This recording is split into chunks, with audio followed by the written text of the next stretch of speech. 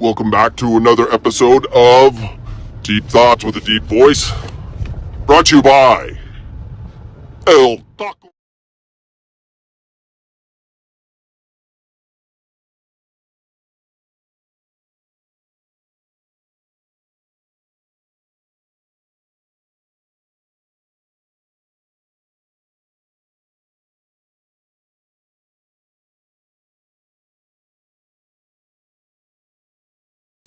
They're We everywhere. were muted. Freak. Now we're up. We're muted because we were. I So could just not start tell you. again. Welcome Yep. to episode 639. If Steve Jobs ran U.S. soccer, it'd be a wonderful place to be. Hi, Lise.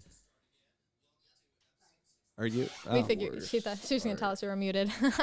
Yeah. Oh, yeah, we were muted, and we're sorry. And here we go again. Whenever there's a major failure of the men's national team, everyone comes out with an ingenious idea of how it can be fixed. Is there some brilliant, well-educated, accent-heavy superstar coach to fix this? No, Oh. except for maybe you. No. No. Well, I could if they gave me all power. Oh, I yeah. could. But there's plenty of brilliant coaches out there.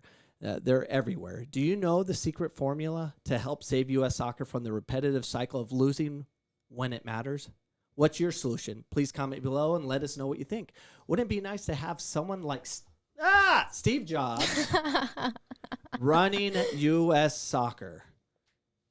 It would be brilliant. And I have a video of Steve Jobs firing U.S. soccer officials coming up shortly.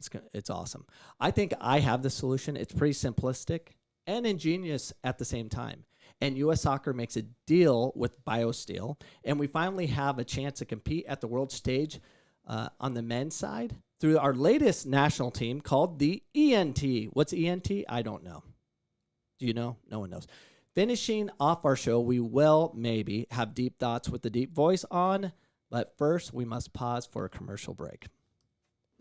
This episode is brought to you by CoachCameron.com, a place where you can get all your merchandise. Go to CoachCameron.com, click on the store, and buy the most expensive t-shirt you've ever bought, or the most expensive mug you've ever bought. You know why? Because I'm featured on it. I'm like the Nike symbol. Once you put me on it, it's going to cost twice of the value. But more importantly, you're contributing to a wonderful podcast. You will sustain this podcast if you make... I'm sorry, Coach Cam. I can't do this anymore. You are way overpriced. It's disgusting how much you're...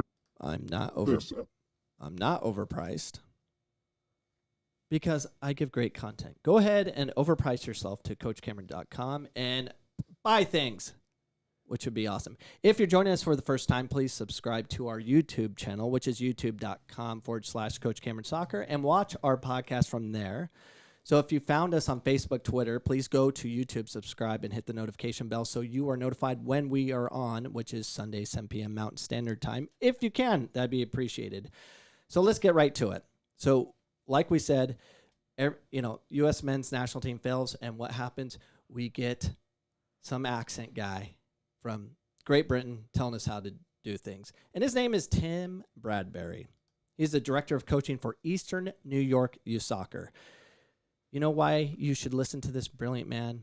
He's been accepted into the Master Coach Diploma of the NSCAA. He has an amazing British accent as well. So here is some points he gives us. And if you pay attention to these points, it feels like my P's are going nuts. IT Ryan. Yeah, I noticed that. Well, it is what it is. I'll try to avoid my P's and Q's. So here are his points. Provide adequate training on child development for coaching working 7 and under. Provide fundamental pieces of learning and teaching for coaches in these programs. Provide a program of skills, games, and suitable adapted small-sided games of training that should be fun. Offer these players at least 2 soccer experiences per week, just 2. Provide at least 3 parent conversations in the evenings where they can have important discussions and explain what's going on. This is gross. This is gross, and repetitive. This is the same garbage, just regurgitated differently by another elitist with an accent. What the elites of U.S. soccer knows that you don't know, that they know that you know that they don't really know, but I know is that we are all fools buying into the same garbage over and over again because something happened. The men's national team didn't make the World Cup. We're going to throw this garbage at you. Oh, the national team didn't make the Olympics again. We're going to throw this garbage. And they just sell. Because U.S. Soccer, who failed us, has a master's level program that's going to fix it all. And we're suckers for this. And all we want is some list of saying, this is how you do it, and everything will be okay. Like this top 10 list that he gave. 1, greet each child with a smile and say hello. Hello. Hello, Jet. Hello. Say hello. Hello, Jack. Is there like Oh, smile. Gotta smile.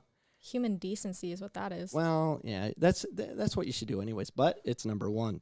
Number 2, be animated, fun, and get down to their level, their height. Like, get down to Jet level. Jet, are we, let's be animated. We can be animated because this will help fix our technique. Give each player as much time with the ball as possible. Avoid drills, and everything should be a game or activity. Well, let's see. Scrub the deck, hoist the sail, kind of pirate games. Remember doing that? When Pirate games? What, in like soccer? Yeah, when you get the ball, and then we would have the MLS camps came with all the English coaches, and they're like, hoy sailors, take your ball, scrub the deck. And you put your ball or your foot on the ball and you scrub the deck, and then you hoist the sail, you throw the ball up, and then you trap it. You remember doing any of that? No. I remember doing something like that in choir class in middle school. Well, it works because it's on this ECR. list. Let them explore with their bodies. Physical literacy in fun games. Careful with number 4 because we'll have another pedophile on the books in U.S. Soccer because they have one a week. We should start doing our pedophile stories once again. But it's such a downer. Focus on these soccer skills: dribbling, ball manipulation, hitting targets, passing, receiving. Coach in short, concise bursts. Go, go, go. They can think, so coach in questions rather than commands. Avoid shouting, Jet! What's Jet doing?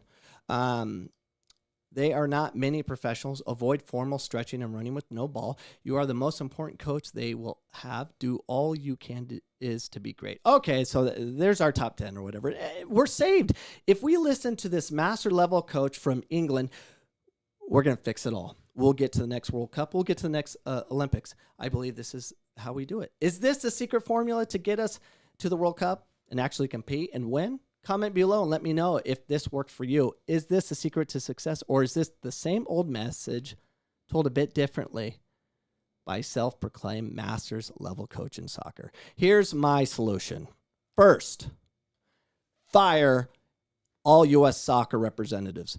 Just start over, but with a real vision. Put a Steve Jobs like boss to fire everyone and start over. You imagine if we had Steve Jobs that just took over U.S. soccer? That would be amazing. We need a Steve Jobs governing U.S. soccer. I always fantasize over a complete takeover U.S. soccer like this video. Got a video? I do. Just throw it in.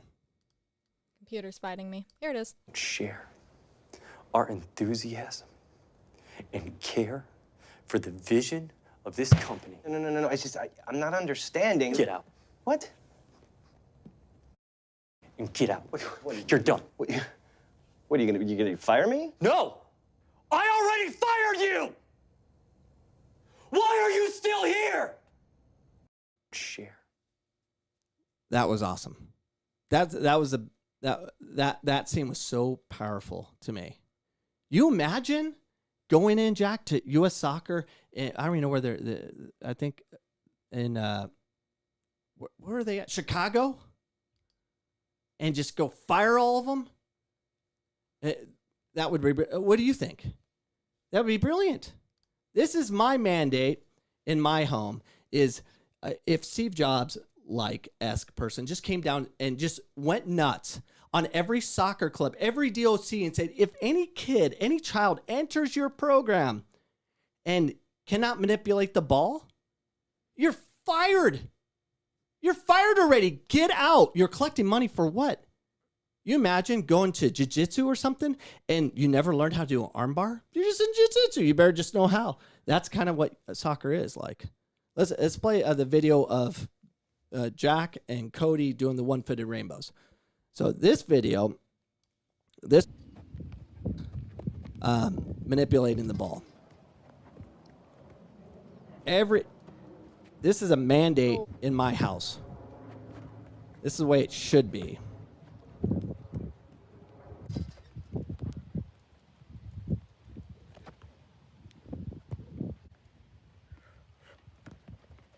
Now I love how they can all enjoy the ball. My children in my home love the soccer ball. Minus Ryan. You know, she was ruined early. So she's out.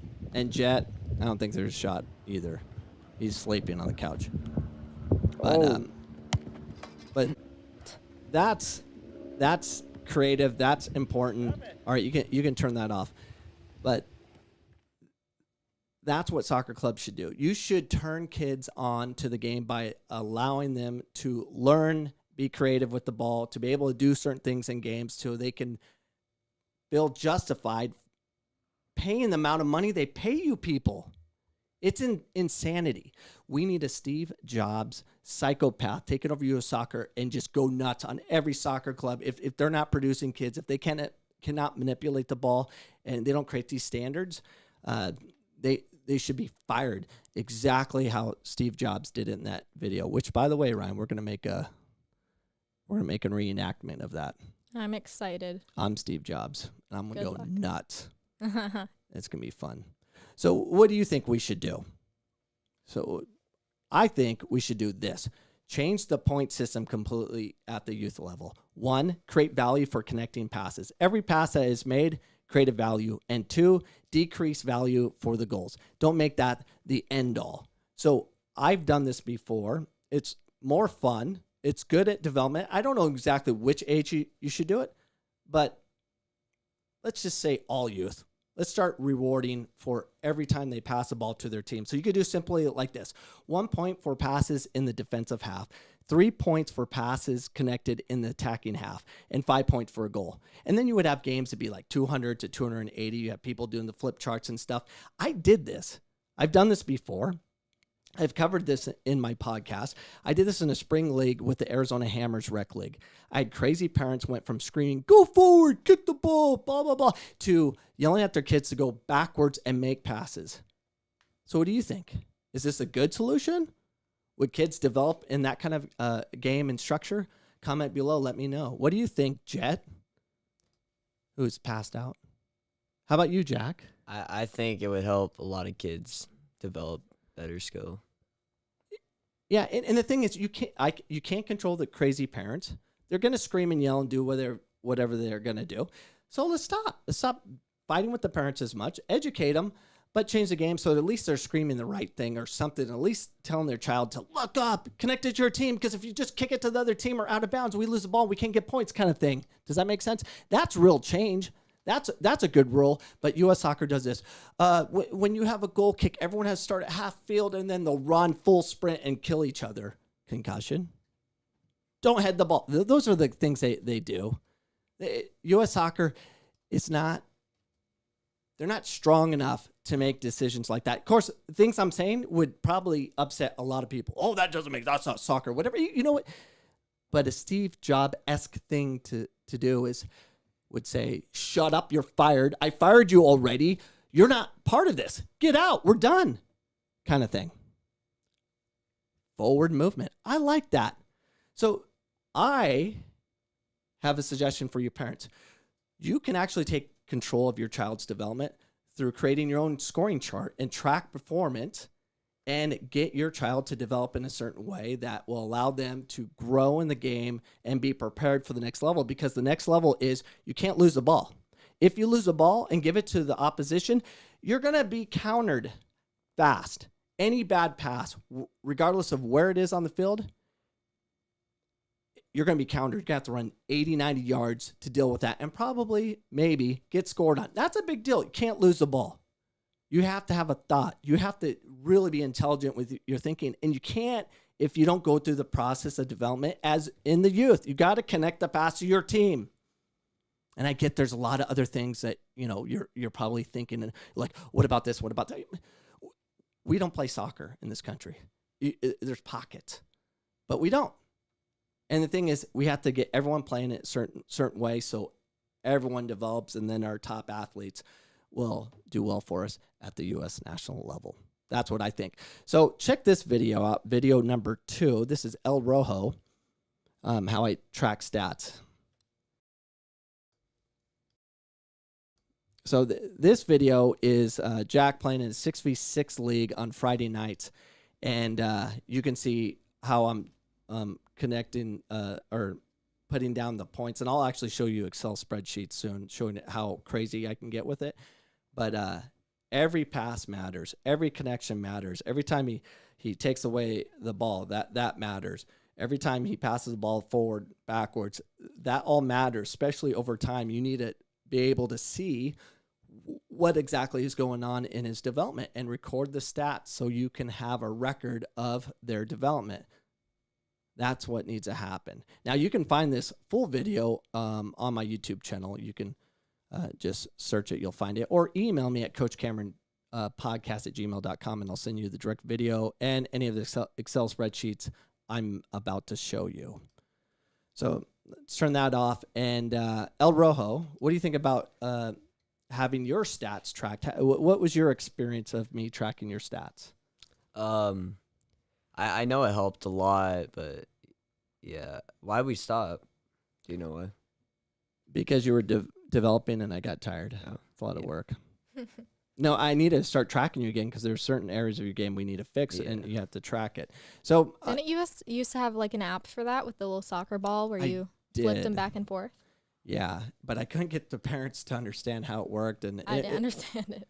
I know. It was a good idea, though. I'm all about ideas, halfway, never finish it off kind of thing. But I have a podcast every Sunday, so at least I'm committing to something. And that one's lasted a few years, so. Yeah. So this is what I recorded on Overlay 5.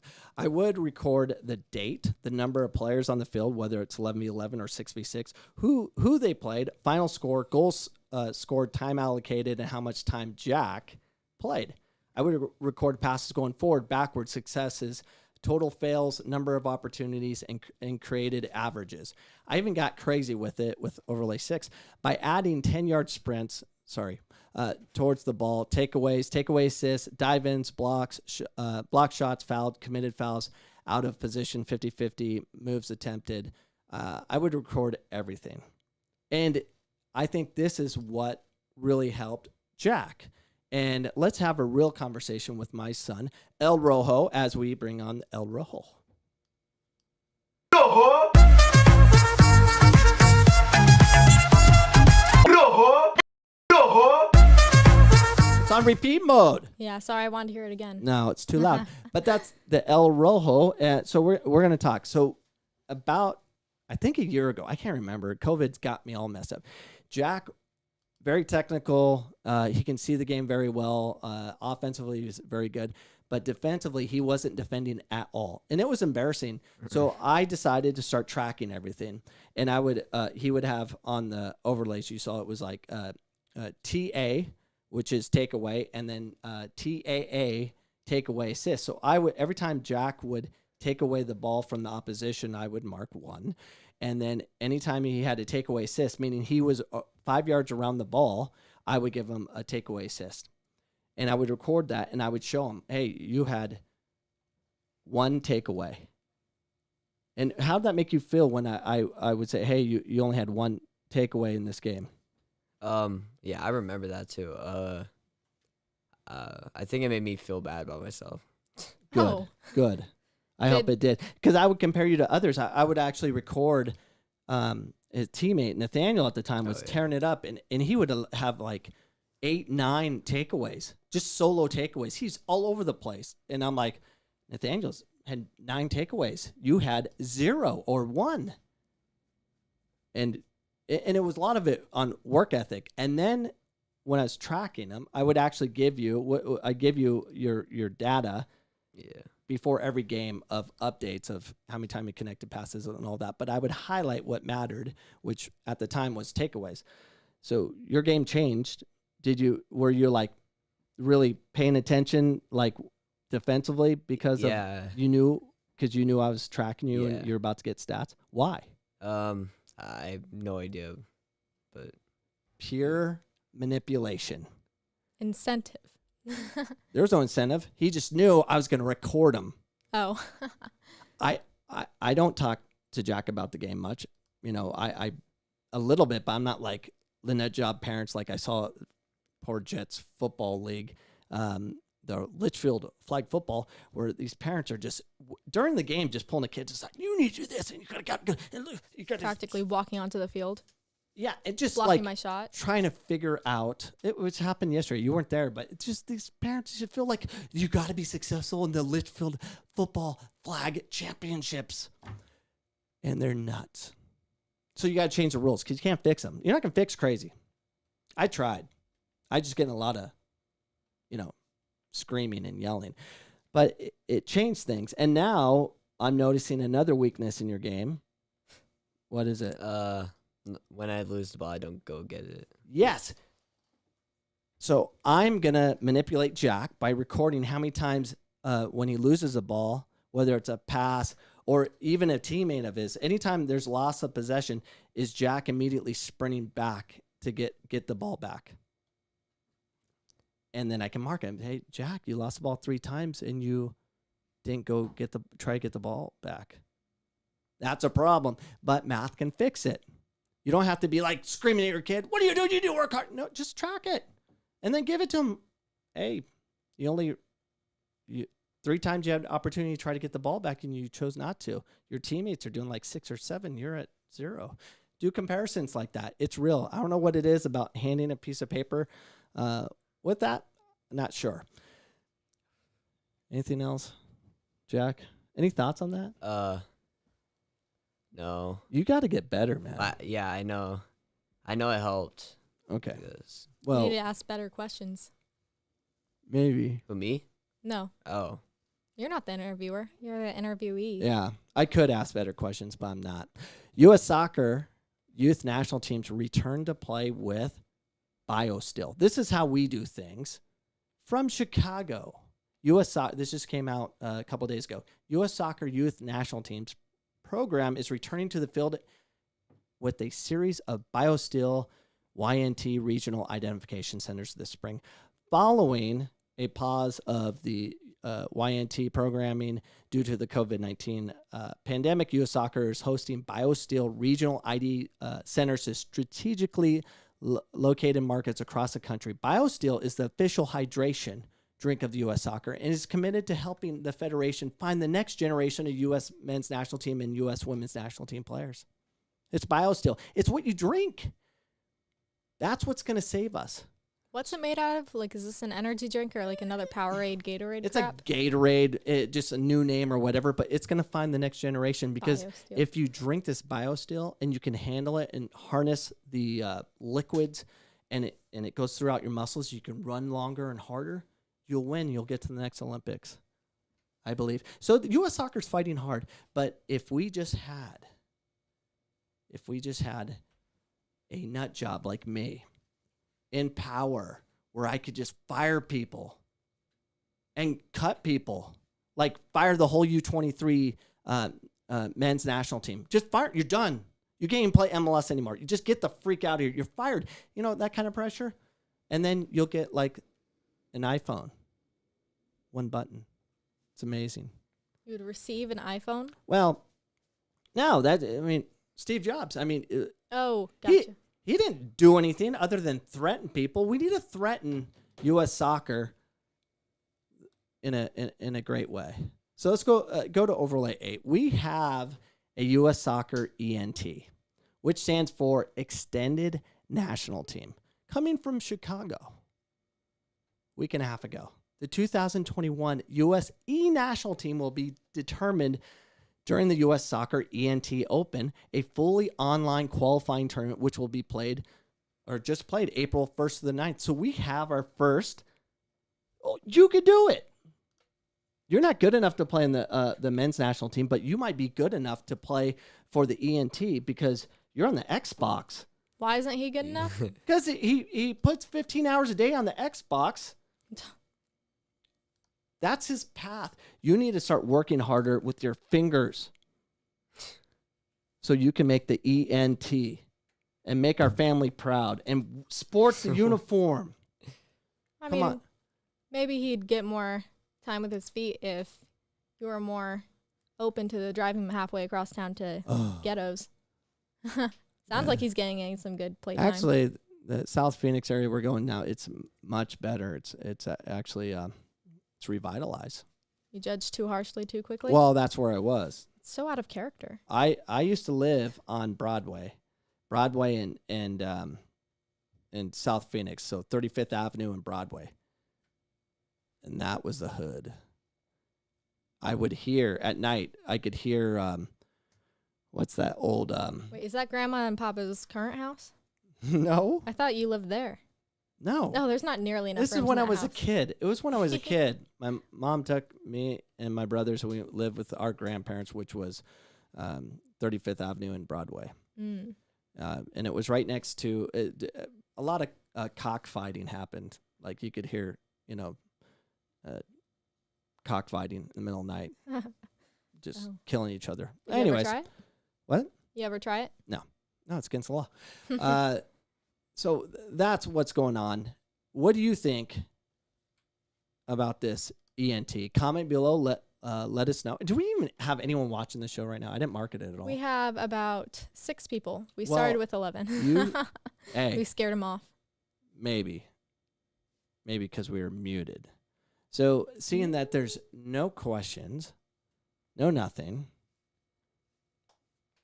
I am ready to call this done. We will give you. Can we do deep thoughts? Or is that too loud? I don't think it was ever too loud. Well, I don't know what you're so afraid well, of. I just want to. Also, we've been over how we're the only people listening to this with headphones. Or we could give a headphone warning. We should get an overlay for that. Headphone warning. It might be loud. I don't think so. Well, And I can also control the loudness. Controlled. yeah. So this is this is Deep Thoughts with a Deep Voice, which is me. I tell stories of my life that seem funny, and more funny when it's deep thoughts with a deep voice. This is actually the genesis of Medulla. This is how Medulla was born. That's how He was Medulla born was out born. of this video. This isn't It was. Medulla, but I guess it's his father because he created him. Maybe. Father of And this idea. this is about how I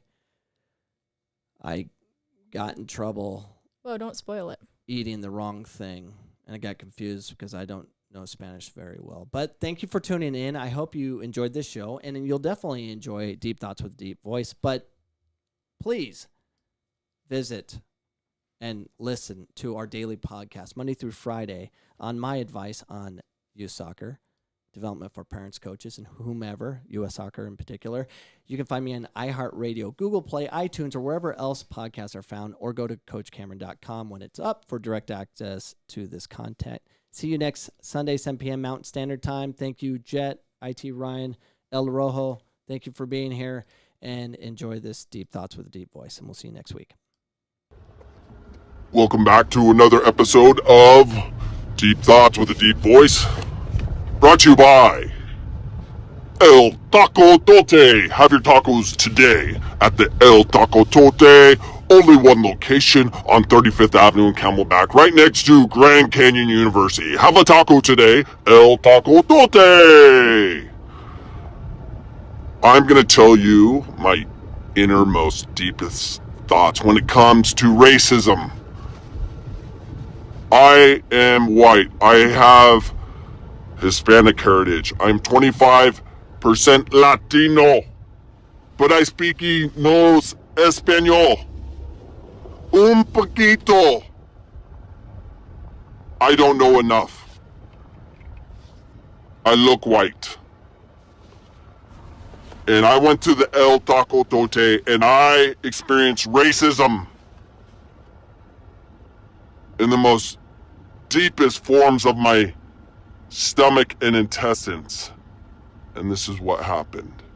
And my deep thoughts are, and these are true, and will never leave my medulla oblongata. I'm all messed up for a lifetime from the El Taco Tote. I was in line. It was a long line. It's very packed at the El Taco Tote. Everything is in Espanol. The lady working the registrar speaks Espanol only. Now she speaks a little bit of English. I get up there, she's like, in Spanish, how can I help you? I said, mi gringo, mi speaking no Espanol, English, por favor. That's about all I know.